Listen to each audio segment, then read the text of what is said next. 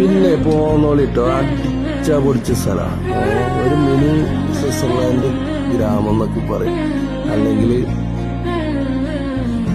ഒരു മിനി കാശ്മീരി. ഒരു രക്ഷയില്ല, കാണേണ്ട സ്ഥലമാണ്. കൊടൈക്കനാൽ ലാസ്റ്റ് ഗ്രാമമാണ്. മറ്റേ നമ്മൾ കൊടൈക്കനാൽ പോയിട്ട് ആ റൗണ്ട് ഇട്ടിട്ട് ഇങ്ങോട്ട് പോരുന്നല്ലാതെ ആളുള്ളവർക്ക് ഇത് വേറൊരു വൈബാണ്. ഒരു രക്ഷയില്ല.